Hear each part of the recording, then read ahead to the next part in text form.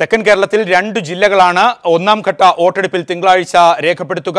ഈ 2 ജില്ലകളിലെയും പരസ്യപ്രചാരണം തെക്കൻ കേരളത്തിൽ അവസാനിക്കുമ്പോൾ 2 ജില്ലകളുടെ രാഷ്ട്രീയ പ്രത്യേകതകൾക്ക് മുമ്പ് തിരുവനന്തപുരത്തു നിന്നും ജിതിൻ ചന്ദ്രൻ 7 ജില്ലകൾ ഒന്നാം ഘട്ടത്തിൽ തെരഞ്ഞെടുപ്പിന് പോകുമ്പോൾ പരസ്യപ്രചാരണത്തിന്റെ രീതികൾ ഏതു തരത്തിലായിരുന്നു, ഒപ്പം തെരഞ്ഞെടുപ്പ് കമ്മീഷന്റെ ചില നിലപാടുകൾ ഇന്ന് വ്യക്തമാക്കുകയുമുണ്ടായി. എന്തൊക്കെയാണത്? പ്രദീപ, തിരുവനന്തപുരം, കൊല്ലം, ഇടുക്കി, വയനാട്, കോഴിക്കോട്, കണ്ണൂർ, കാസർഗോഡ് എന്നീ 7 ജില്ലകളിലാണ് തിങ്കളാഴ്ച വോട്ടെടുപ്പ് നടക്കാനിരിക്കുന്നത്. ഇവിടങ്ങളിൽ ഇന്ന് 5 മണിയോടുകൂടി തന്നെ ഈ 7 ജില്ലകളിലെയും പരസ്യപ്രചരണം അവസാനിച്ചു കഴിഞ്ഞു. ഇപ്പോൾ നിശബ്ദ പ്രചരണത്തിന്റെ മണിക്കൂറുകളാണ്. തിങ്കളാഴ്ച വോട്ടെടുപ്പ് നടക്കുന്നതുവരെയുള്ള ഈ നിശബ്ദ പ്രചരണത്തിന്റെ നിർണായകമായ മണിക്കൂറുകളാണ് കടന്നുപോയിക്കൊണ്ടിരിക്കുന്നത്. ഈ നിമിഷങ്ങളിലാണ് വോട്ടുറപ്പിക്കലും അവസാന ഘട്ടത്തെ വോട്ടുറപ്പിക്കലും പരമാവധി വോട്ടുകൾ ഉറപ്പിക്കാനുള്ള പ്രവർത്തനങ്ങളിലാണ് ഇപ്പോൾ രാഷ്ട്രീയ പാർട്ടി പ്രവർത്തകരെല്ലാം തന്നെ ഏർപ്പെട്ടുകൊണ്ടിരിക്കുന്നത്. അതേസമയം തന്നെ 7 ഇടങ്ങളിലെയും തെരഞ്ഞെടുപ്പിനായുള്ള ക്രമീകരണങ്ങളെല്ലാം തന്നെ പൂർത്തിയായതായി ഇന്ന് സംസ്ഥാന തെരഞ്ഞെടുപ്പ് കമ്മീഷണർ കെ ശശിധരൻ നായർ അറിയിക്കുകയുണ്ടായി.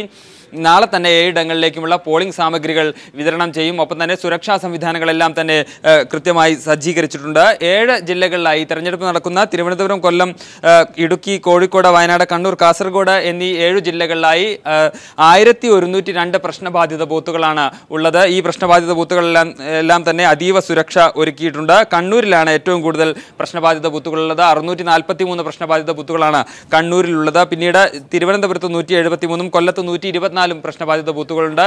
ഈ പ്രശ്നബാധിത ബൂത്തുകളിൽ മിക്കയിടങ്ങളിലും വെബ്കാസ്റ്റിംഗിനുള്ള സൗകര്യം തെരഞ്ഞെടുപ്പ് കമ്മീഷൻ സജ്ജീകരിച്ചിട്ടുണ്ട്. ഒപ്പം വെബ്കാസ്റ്റിംഗ് ഇല്ലാത്ത കേന്ദ്രങ്ങളിൽ വീഡിയോഗ്രാഫിയും ഏർപ്പെടുത്തിയിട്ടുണ്ട്. ഇതിലൂടെ തത്സമയം തന്നെ എന്തെങ്കിലും പ്രശ്നങ്ങളുണ്ടെങ്കിൽ അത് നിരീക്ഷിക്കാനുള്ള സാഹചര്യം തെരഞ്ഞെടുപ്പ് കമ്മീഷൻ ഒരുക്കിയിട്ടുണ്ട്. ഒപ്പം തന്നെ ഈ പ്രശ്നബാധിത ബൂത്തുകളിലെല്ലാം തന്നെ സംസ്ഥാന പോലീസിന്റെ അതീവ സുരക്ഷയാണ് ഒരുക്കിയിരിക്കുന്നത്. ഇതിനു പുറമെ സംസ്ഥാനത്തെ വിവിധയിടങ്ങളിൽ വിന്യസിക്കാനായി 4 കമ്പനി കർണാടക പോലീസിനെയും സജ്ജീകരിച്ചിട്ടുണ്ട്. കൂടുതലായും കർണാടക പോലീസിനെ കണ്ണൂരിൽ തന്നെയാണ് വിന്യസിക്കുന്നത്. ഇത്തരത്തിൽ പഴുതടച്ച സുരക്ഷാ ക്രമീകരണങ്ങളാണ് ഒന്നാം ഘട്ട വോട്ടെടുപ്പിനായി ക്രമീകരിച്ചിട്ടുള്ളത്. ഒപ്പം തന്നെ പോളിംഗ് സാമഗ്രികളുടെ വിതരണമടക്കമുള്ള മറ്റ് സംവിധാനങ്ങളും എല്ലാം തന്നെ ഒരുക്കിയിരിക്കുന്നു. ഇത്തരത്തിലുള്ള സംവിധാനങ്ങളെല്ലാം തന്നെ പൂർത്തിയായിട്ടുണ്ട്.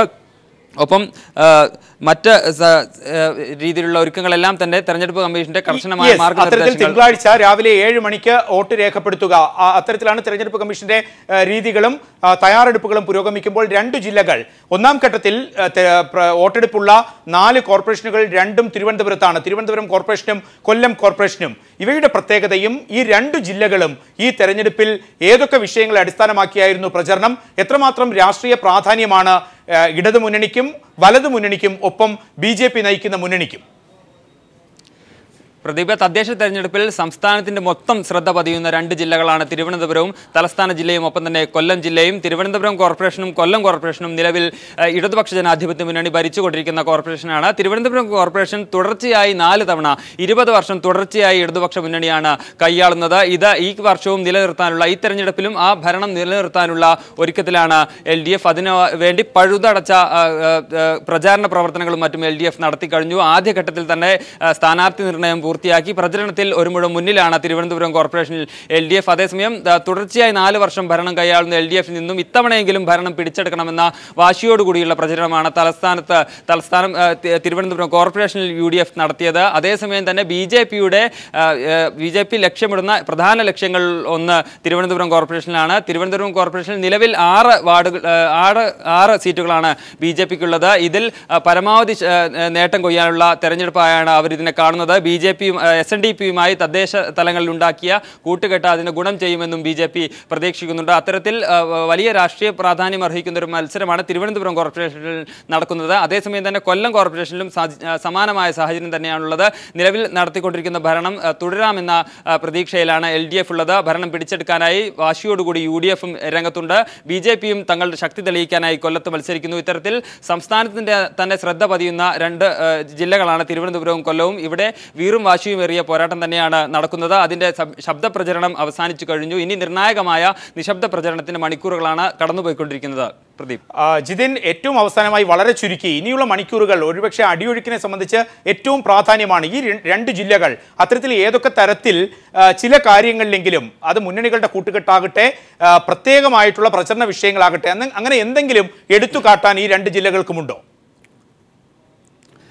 പ്രദീപ്, തിരുവനന്തപുരം കോർപ്പറേഷന്റെയും തിരുവനന്തപുരം ജില്ലയുടെയും മൊത്തത്തിലുള്ള ചിത്രം എടുത്തു നോക്കുമ്പോൾ ബി ജെ പിയുടെ കാര്യമാണ് ഇവിടെ പുതുതായി പറയാനുള്ളത്. നമുക്കറിയാം, ആദ്യം മുതലേ ഇടതുമുന്നണിയും വലതുമുന്നണിയും ഏറെക്കുറെ തുല്യ ശക്തി പുലർത്തുന്ന ജില്ലയാണ് തിരുവനന്തപുരം കോർപ്പറേഷന്റെ മാത്രം കാര്യം എടുക്കുമ്പോൾ ഇടതുപക്ഷ ജനാധിപത്യ മുന്നണിയുടെ ചെങ്കോട്ടയായി തന്നെ തിരുവനന്തപുരം കോർപ്പറേഷനെ നമുക്ക് വിശേഷിപ്പിക്കാം. എന്നാൽ BJP SNDPയുമായി കൂട്ടുകെട്ടുണ്ടാക്കി തിരുവനന്തപുരത്ത് ഒരു പുതിയ അധ്യായം കുറിക്കണമെന്ന ലക്ഷ്യവുമായാണ് അവർ ഇറങ്ങിയിരിക്കുന്നത്. BJP തിരുവനന്തപുരം കോർപ്പറേഷനിൽ പരമാവധി സീറ്റ് നേടുക എന്ന ലക്ഷ്യത്തോടുകൂടി അവരുടെ ദേശീയ അധ്യക്ഷൻ അമിത്ഷായുടെ പ്രത്യേക നിർദ്ദേശം തന്നെ ഉണ്ടായിരുന്നു. ഇത് പ്രകാരം ഓപ്പറേഷൻ ലോട്ടസ് എന്ന പേരിൽ വളരെ ആദ്യം മുതൽ തന്നെ, വളരെ കാലം മുമ്പ് തന്നെ തിരുവനന്തപുരം കോർപ്പറേഷനിൽ പരമാവധി സീറ്റ് നേടാനുള്ള പ്രവർത്തനങ്ങളും അവർ ആരംഭിച്ചിരുന്നു.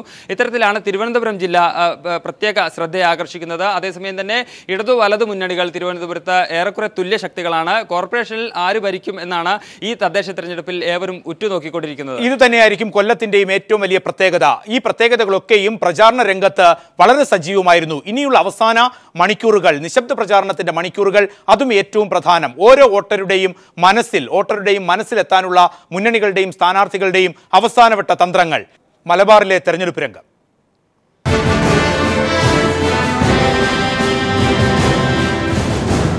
വളരെ ശക്തമായ പ്രചാരണ രീതികളായിരുന്നു വിവിധ മുന്നണികൾ മലബാറിൽ പിന്തുടർന്നത്. ഏറ്റവും വ്യത്യസ്തമായ പ്രചരണ രീതികളും. സിജു കണ്ണൻ മലബാറിന്റെ വിശേഷങ്ങളുമായി. സിജു, ഒരുപക്ഷെ ഒന്നാം ഘട്ട വോട്ടെടുപ്പിനെ സംബന്ധിച്ച് ഏറ്റവും കൂടുതൽ ജില്ലകൾ വോട്ടെടുപ്പിലേക്ക് കടക്കുക മലബാർ ഭാഗത്ത് നിന്നാണ്. ഈ 4 ജില്ലകൾ, ആ 4 ജില്ലകളിലെയും പരസ്യ പ്രചാരണത്തിന്റെ സ്വഭാവം അവസാനിച്ച നിമിഷം ഏതു തരത്തിലായിരുന്നു? വിജ്ഞാപനം വന്നതു മുതൽ പരസ്യ പ്രചാരണം അവസാനിച്ച 5 മണി വരെയുള്ള പ്രചരണത്തിന്റെ സ്വഭാവവും രീതികളും എത്രമാത്രം ആവേശമായിരുന്നു? കേരളത്തിന്റെ ഏറ്റവും വടക്കേറ്റത്തുള്ള 4 ജില്ലകൾ, ഏറെ രാഷ്ട്രീയ പ്രാധാന്യമുള്ള 4 ജില്ലകളാണ് തദ്ദേശ തെരഞ്ഞെടുപ്പിലെ ആദ്യഘട്ട തെരഞ്ഞെടുപ്പിനായി ഒരുങ്ങി നിൽക്കുന്നത്. കാസർഗോഡ്, കണ്ണൂർ, വയനാട്, കോഴിക്കോട് ജില്ലകളാണ് ആദ്യഘട്ട തെരഞ്ഞെടുപ്പിൽ പോളിംഗ് ബൂത്തിലെത്തുക. ഇതിൽ ഈ അവസാനഘട്ട പ്രചാരണ രംഗത്ത് ഈ 4 ജില്ലകളിലും വളരെ സജീവമായ രീതിയിലുള്ള കൊട്ടിക്കലാശമാണ് ഉണ്ടായിരുന്നത്. ഓരോ ജില്ലകളിലും തെരഞ്ഞെടുപ്പിന്റെ ആദ്യഘട്ടം മുതലുള്ള പ്രചാരണ പ്രവർത്തനങ്ങൾ നേടിയ മേൽക്കൈ നിലനിർത്തുന്നതിന് വേണ്ടി ഇരു മുന്നണികളും അതോടൊപ്പം തന്നെ BJPയും സജീവമായി രംഗത്തുണ്ടായിരുന്നു. കാസർഗോഡ് ജില്ലയിലെ വിവിധ മേഖലകളിൽ ഇരു മുന്നണികളോടൊപ്പം BJPയും ശക്തമായി തന്നെ കൊട്ടിക്കലാശത്തിൽ സജീവമായി രംഗത്ത് വന്നു.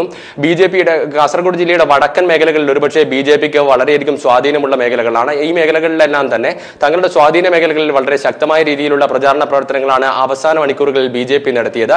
കാസർഗോഡ് ജില്ലയുടെ തെക്കൻ മേഖലകളിൽ എത്തുമ്പോൾ LDFന് സ്വാധീനമുള്ള മേഖലകളിൽ LDFും അതോടൊപ്പം തന്നെ കാസർഗോഡ് നഗരത്തിൽ മുസ്ലിം ലീഗിന് സ്വാധീനമുള്ള മേഖലയിൽ മുസ്ലിം ലീഗും അവരവരുടേതായ ശക്തി തെളിയിക്കുന്നതിന് വേണ്ടിയുള്ള പ്രവർത്തനങ്ങളാണ് അവസാന കൊട്ടിക്കലാശത്തിന്റെ മണിക്കൂറുകൾ നടത്തിയത്.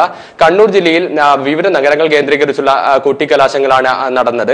ഇതിൽ കണ്ണൂർ കൂത്തുപറമ്പ്, തലശ്ശേരി, കണ്ണൂർ നഗരം ഉൾപ്പെടെയുള്ള പ്രദേശങ്ങളിൽ വിപുലമായ രീതിയിലുള്ള കൊട്ടിക്കലാശമാണ് നടന്നത്. ഇതിൽ താളമേളങ്ങളുടെയും അതോടൊപ്പം തന്നെ പ്രചാരണ ബോർഡുകളുടെയും കൊടിതോരണങ്ങളുടെയും എല്ലാം അകമ്പടിയോടെ സ്ഥാനാർത്ഥികളെ ആനയിച്ചുകൊണ്ടുള്ള വലിയ പ്രകടനങ്ങൾ നടന്നു. അതോടൊപ്പം തന്നെ LDFിലെയും UDFിലെയും പ്രധാനപ്പെട്ട നേതാക്കൾ കണ്ണൂർ ജില്ലയിലെ വിവിധ കേന്ദ്രങ്ങളിലെ പ്രചാരണ പ്രവർത്തനങ്ങളിൽ പങ്കെടുത്തിരുന്നു. കണ്ണൂർ ജില്ലയിൽ അതേസമയം തന്നെ നേരിയ രീതിയിലുള്ള സംഘർഷവും ഉണ്ടായി. കണ്ണൂർ മാടായി മുട്ടത്ത് LDFിന്റെ പ്രചാരണ പ്രവർത്തനവുമായി ബന്ധപ്പെട്ട് നടന്ന പ്രകടനത്തിന് നേരെ മുസ്ലിം ലീഗ് പ്രവർത്തകർ ആക്രമണം നടത്തുകയായിരുന്നു. മാരകായുധങ്ങളുമായാണ് മുസ്ലിം ലീഗ് പ്രവർത്തകർ ഈ പ്രകടനത്തിന് നേരെ ആക്രമണം നടത്തിയത്. ഇതിൽ കത്തിക്കുത്തേറ്റ് ഗുരുതരമായി പരിക്കേറ്റ ഇസ്മയിൽ എന്ന CPIM പ്രവർത്തകനെ പയ്യന്നൂർ സഹകരണ ആശുപത്രിയിൽ പ്രവേശിപ്പിച്ചിരിക്കുകയാണ്. കോഴിക്കോട് ജില്ലയിൽ വളരെയധികം വലിയ രീതിയിലുള്ള ചർച്ചകൾ നടന്ന ജില്ലയാണ്. രാഷ്ട്രീയ പ്രാധാന്യം ഏറെയുള്ള ജില്ലകളാണ്. കാരണം പ്രാദേശിക പാർട്ടികൾ രംഗത്തുണ്ട്. അതോടൊപ്പം തന്നെ പുതുതായി രൂപീകരിക്കപ്പെട്ട പാർട്ടികൾ, വെൽഫെയർ പാർട്ടിയും അതോടൊപ്പം തന്നെ SDP ഉൾപ്പെടെയുള്ള പാർട്ടികളും സജീവമായി മത്സര രംഗത്തുള്ള ജില്ലയാണ് കോഴിക്കോട്. അതുകൊണ്ട് തന്നെ കോഴിക്കോട് ജില്ലയിലും ഓരോ മേഖലയിലും ശക്തി തെളിയിക്കുന്നതിന് ആവശ്യമായ പ്രചാരണ പ്രവർത്തനങ്ങളാണ് ഇന്ന് രാവിലെ മുതൽ കൊട്ടിക്കലാശം അവസാനിച്ച 5 മണി വരെ ഇരു മുന്നണികളും അതോടൊപ്പം തന്നെ ഈ ചെറിയ രാഷ്ട്രീയ പാർട്ടികളും BJP SNDP സഖ്യവും എന്ന് എടുത്തു പറയാം. BJP SNDP സഖ്യം വിവിധ മേഖലകളിൽ കോഴിക്കോട് കോർപ്പറേഷനിലും അതോടൊപ്പം തന്നെ മറ്റ് പഞ്ചായത്തുകളിലും മുനിസിപ്പാലിറ്റികളിലും മത്സര രംഗത്തുണ്ട്. ഇവരെല്ലാം തന്നെ വളരെ ശക്തമായ പ്രചാരണം നടക്കുമ്പോൾ ഒരുപക്ഷെ വയനാടും കാസർഗോഡും മാറ്റി നിർത്തി കഴിഞ്ഞാൽ വയനാടിനും കാസർഗോഡിനും അവരുടേതായ രാഷ്ട്രീയവും അത് ഏറ്റവും പ്രാധാന്യം തന്നെ. പക്ഷേ അതിനപ്പുറത്തെ പ്രാധാന്യം കോഴിക്കോടിനും കണ്ണൂരിനും ഈ തെരഞ്ഞെടുപ്പിലുണ്ട്. ഒന്നാം ഘട്ടത്തിൽ കോഴിക്കോടിന്റെയും കണ്ണൂരിന്റെയും ഒരു പൊതു രാഷ്ട്രീയ ചിത്രം ഏതു തരത്തിൽ വളരെ ചുരുക്കി നമുക്ക് പറയാൻ സാധിക്കും? കണ്ണൂർ ജില്ലയാണ് വളരെയധികം രാഷ്ട്രീയ പ്രാധാന്യമുള്ള ചർച്ചകൾ നടന്ന ജില്ല.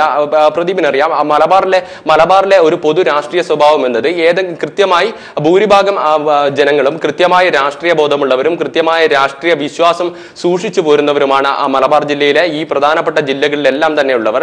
അതിലൊരു പക്ഷേ കണ്ണൂർ ജില്ല വളരെയധികം ചർച്ചകളിലൂടെയും മറ്റ് രാഷ്ട്രീയ സംഭവ വികാസങ്ങളിലൂടെയും എല്ലാം തന്നെ ചർച്ചകൾ സജീവമായി നിലനിൽക്കുന്ന ജില്ലയാണ്. അതുകൊണ്ട് തന്നെ കണ്ണൂർ ജില്ലയിൽ വളരെ ശക്തമായ ഒരു പോരാട്ടമാണ് കണ്ണൂർ ജില്ലയിൽ നടക്കുന്നത്. കണ്ണൂർ ജില്ലയുടെ മറ്റ് മേഖലകളിൽ LDFന് വളരെ ശക്തമായ സ്വാധീനം, കൃത്യമായി പറഞ്ഞാൽ LDFിലെ CPIM ഉൾപ്പെടെയുള്ള കക്ഷികൾക്ക് വളരെ ശക്തമായ സ്വാധീനമുള്ള മേഖലകളാണ്.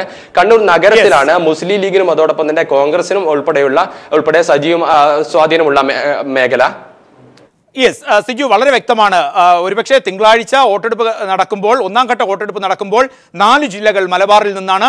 കോഴിക്കോടും കണ്ണൂരും വയനാടും കാസർഗോഡും. അതിൽ കോഴിക്കോടിനും കണ്ണൂരിനും വളരെ പ്രാധാന്യം ഈ തെരഞ്ഞെടുപ്പ് രംഗത്തുണ്ടായിരിക്കും. വയനാടിനും കാസർഗോഡിനും അതിൻ്റെതായ പ്രാധാന്യവും. സിജു കണ്ണൻ മലബാറിന്റെ വിശേഷങ്ങൾ പങ്കുവച്ചത്.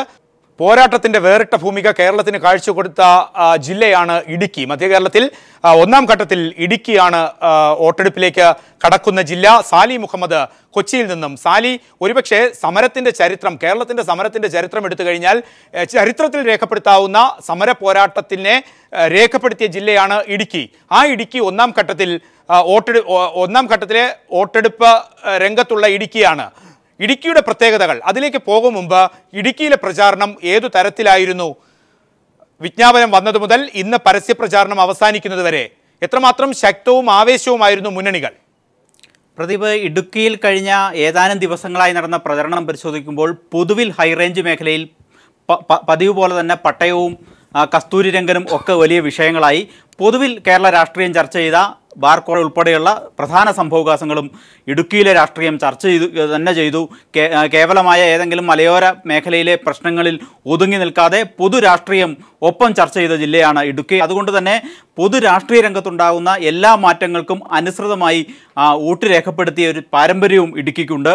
പക്ഷേ കഴിഞ്ഞ തെരഞ്ഞെടുപ്പുകളൊക്കെ പരിശോധിച്ചാൽ ഏറ്റവും പ്രധാനപ്പെട്ടത് കഴിഞ്ഞ പഞ്ചായത്ത് തെരഞ്ഞെടുപ്പ് പരിശോധിച്ചാൽ മൃഗീയമായ മേൽക്കൈ UDFന് സമ്മാനിച്ച ഒരു ജില്ലയാണ് ഇടുക്കി.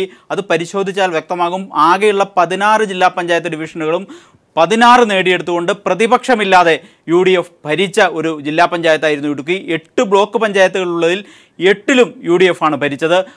അന്നുണ്ടായിരുന്ന ഏക നഗരസഭയായിരുന്ന തൊടുപുഴയും UDF നിയന്ത്രണത്തിലായിരുന്നു. ഗ്രാമപഞ്ചായത്തുകളിൽ 53-ൽ 43ഉം UDFനൊപ്പം നിന്നു.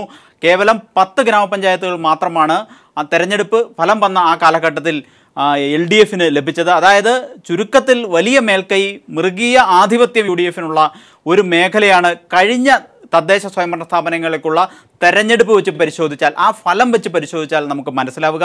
പക്ഷേ പിന്നീട് കാലം മാറി, ഒട്ടേറെ രാഷ്ട്രീയ മാറ്റങ്ങൾക്ക് ഇടുക്കി വേദിയായി. അതിലേറ്റവും പ്രധാനപ്പെട്ടത്, ഒരു പക്ഷേ പ്രദീപ് സൂചിപ്പിച്ചത് തോട്ടം തൊഴിലാളി സമരമാണെങ്കിൽ അതിനേക്കാൾ ഇടുക്കിയുടെ ചരിത്രത്തിൽ, തെരഞ്ഞെടുപ്പ് ചരിത്രത്തിലൊക്കെ എഴുതപ്പെടേണ്ട ഒന്ന് കസ്തൂരിരംഗനും പട്ടയവുമായി ബന്ധപ്പെട്ടുണ്ടായ ജനകീയ മുന്നേറ്റം തന്നെയാണ്. അതിന് മുന്നിൽ നിന്നത് ഹൈറേഞ്ച് സംരക്ഷണ സമിതി എന്ന രാഷ്ട്രീയത്തിനും ജാതിമത സങ്കുചിത എല്ലാ ചിന്തകൾക്കും അതീതമായി ജനങ്ങൾ ഒന്നിച്ചു നിന്ന ഹൈറേഞ്ച് സംരക്ഷണ സമിതി എന്ന സംവിധാനമാണ്. ആ സംവിധാനം ഇത്തവണ ഇടതുപക്ഷത്തോടൊപ്പം കൈകോർത്താണ് തെരഞ്ഞെടുപ്പിൽ മത്സരിക്കുന്നത് എന്ന സവിശേഷമായൊരു സാഹചര്യമുണ്ട്. ഹൈറേഞ്ച് സംരക്ഷണ സമിതിക്ക് പലതും തെരഞ്ഞെടുപ്പ് രംഗത്ത് ചെയ്യാൻ കഴിയും എന്ന് തെളിയിച്ച ഒരു തെരഞ്ഞെടുപ്പായിരുന്നു കഴിഞ്ഞ ലോക്സഭാ തെരഞ്ഞെടുപ്പ്. വർഷങ്ങളായി, പതിറ്റാണ്ടുകളായി UDF കൈവശം വെച്ചിരുന്ന ലോക്സഭാ മണ്ഡലം ഹൈറേഞ്ച് സംരക്ഷണ സമിതിയോട് പിന്തുണയോടെ LDF തിരിച്ചു പിടിച്ചിരുന്നു. സമാനമായൊരു സഖ്യം 130 വാർഡുകളിൽ ഹൈറേഞ്ച് സംരക്ഷണ സമിതിക്ക് നൽകിക്കൊണ്ട് ഇടതുപക്ഷം വളരെ പ്രകടമായ ഒരു ധാരണയുടെ പുറത്താണ് ഇത്തവണ മത്സരിക്കുന്നത്. അതുകൊണ്ട് തന്നെ വളരെ വ്യക്തമാണ്, ഹൈറേഞ്ച് സംരക്ഷണ സമിതിക്ക് ഏറ്റവും താഴെ തട്ടിലുള്ള ജനകീയ പിന്തുണ ഒപ്പം LDFന്റെയും ചേർത്താൽ അത് അളക്കുന്നതിനുള്ള തെരഞ്ഞെടുപ്പ് രണ്ടാമതാണിത്. കഴിഞ്ഞ ലോക്സഭയിൽ അത്തരം സാലി വളരെ വ്യക്തമാണ്. ഇത്തരം വിഷയങ്ങൾ കസ്തൂരി രംഗനായി കഴിഞ്ഞാലും തോട്ടം തൊഴിലാളികളുടെ പ്രശ്നങ്ങളായി കഴിഞ്ഞാലും മധ്യകേരളത്തെ സംബന്ധിച്ചിടത്തോളം ഒന്നാം ഘട്ടത്തിൽ ഇടുക്കി ഏതു തരത്തിൽ പ്രതികരിക്കുന്നു? വളരെ ആവേശത്തോടെ പരസ്യപ്രചാരണം അവസാനിക്കുകയും ഈ വിഷയങ്ങളൊക്കെയും ഇനിയുള്ള നിശബ്ദ പ്രചാരണ രംഗത്ത് അടിയൊഴുക്കുകളായി മാറുകയും ചെയ്യുമ്പോൾ ഓരോ മുന്നണികളും ഇഞ്ചോടിഞ്ച് പോരാട്ടം കാഴ്ചവെക്കുന്നു. തെരഞ്ഞെടുപ്പ് വിശേഷങ്ങൾ ഇവിടെ അവസാനിക്കുന്നില്ല. എല്ലാ ദിവസവും തെരഞ്ഞെടുപ്പിന്റെ സമഗ്ര വിശേഷങ്ങളുമായി നാളെ മുതൽ പീപ്പിൾ ടിവിയുടെ ഏറ്റവും വലിയ പ്രത്യേകത, ഞങ്ങളുടെ ചീഫ് എഡിറ്ററും MD-യുമായ ജോൺ ബുട്ടാസിന്റെ പഞ്ചായത്ത് വാരം നാളെ 7 മണി മുതൽ ആരംഭിക്കുന്നു. തെരഞ്ഞെടുപ്പ് വാർത്തകളും വിശകലനങ്ങളും എല്ലാ ദിവസവും ഈ സമയം പീപ്പിൾ ടിവിയിൽ.